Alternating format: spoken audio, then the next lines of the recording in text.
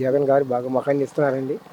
మాకు కాపులు నేస్తం వస్తుంది, పింఛన్ వస్తుంది, రైతు భరోసా వస్తుంది, మాకు పొలాలు పడిపోయినా కూడా డబ్బులు ఇస్తున్నారండి ఆయన. మళ్ళీ ఆయనే రావాలని కోరుకుంటున్నాం. ఆ దేవుడు సలహా చెప్తే.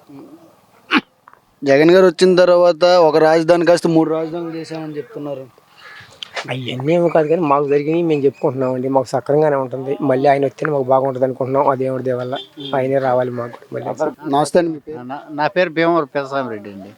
ఎవరి పరిపాలన బాగుందండి? జగన్మోహన్ రెడ్డి పరిపాలన బాగుంది. ఎందుకని? ఇంటింటికి సంక్షేమ పథకాలు అన్నీ అందినాయి. అన్నం ఆయన చెప్పిన వాగ్దానాలన్నీ 100% నెరవేర్చాడు. మరి ప్రజల్లో చైతన్యం తీసుకొచ్చాడు. ముసకాళ్ళందరికీ ఇంటికి తీసుకొచ్చి పింఛన్లు ఇస్తున్నాడు. అమ్మ ఒడి, విద్యా దీవెన ఇవన్నీ చేస్తున్నాడు. అభివృద్ధి సంక్షేమ పథకాలన్నీ బాగానే చేస్తున్నాడు. కాబట్టి జగన్మోహన్ రెడ్డి పరిపాలనే బాగుంది. చాలా మంది నవరత్నాల్లో చాలా అమలు చేయలేదని చెప్తున్నారు. చెబుతారు ఎవరు దొంగలు. చంద్రబాబు చెప్పాడు చేసాడా? ఇన్ని వాగ్దానాలు చేసిన ముఖ్యమంత్రి భారతదేశంలోనే ఉంటాడా? ఎవరుండారు చెప్పు? భారతదేశంలో ఇంత పింఛన్ ఇచ్చే రాష్ట్రం మన రాష్ట్రం తప్పితే ఎక్కడ లేదు. 24,000 కోట్లు ఇస్తున్నాడు అంట సంవత్సరంకి. ఎవరు ఇస్తారు? అన్ని రాష్ట్రాల్లో కూడా తక్కువే మన రాష్ట్రం కన్నా పింఛను. మరి ఆయన వచ్చి 4,000 ఇస్తానని చెప్తున్నాడు. 10,000 ఇస్తాను నేను. మరి నాకు కూడా ఏమును ఓట్లు 10,000 ఇస్తాను నేను. ఇది ఏమును జగన్ వెయ్య పెట్టినాడు. ఎన్నేళ్ళని చెబుతాడు.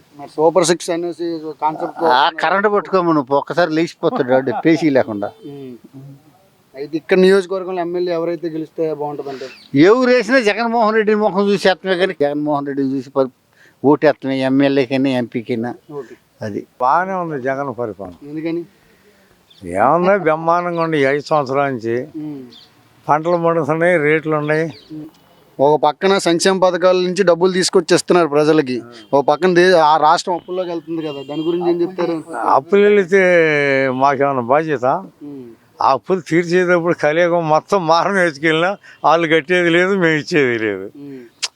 ఇప్పుడు మన తలకే కోటి ఎత్తు రమ్మను, శుభ్రంగా పిల్లలు పెళ్ళి అయ్యే వాళ్ళు, పచ్చి పిల్లలు కూడా హాయిగా బతుకుతారు. మడిచి కోటి అప్పు చేసి ఇవ్వమనండి రాష్ట్రం మొత్తం. టీడీపీ నుంచి చాలా మంది ఏంటంటే సూపర్ 6 ఈసారి కూటమితో వచ్చింది, సక్సెస్ అవుతుందని చెప్తున్నారు. కోటం అసలు నమ్మతల కోటాన్ని అసలు నమ్మే వాళ్ళే లేరు. పవన్ కళ్యాణ్ గురించి ఏమంటారు? ఆ పవన్ ఏమో జగన్ బాగా చేస్తాడంట. తాడి చెట్లు లోతున బొంద పెడితే నాకు అడిగి నీ కొలం నలుగురు వేసుకుంటే ఈ కథం వాళ్ళందరూ వేస్తారా?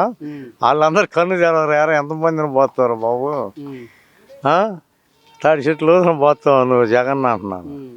ఈసారి ఈ నియోజకవర్గంలో ఎవరు వస్తే బాగుంటుంది అంటారు? మాకు ఇదే అమ్మారి మురళీమోహన్ 20-25 గెలుస్తుంది. అయితే ఈ పైన సీఎంకి ఎన్ని సీట్లు వచ్చే అవకాశం ఉందంటారు? సీట్ అంటే మనకు సాధన చేయలేదు కానీ 130, 140 అంటున్నారు తెలిసిన వాళ్ళు. మనకు చదివేది లేదు.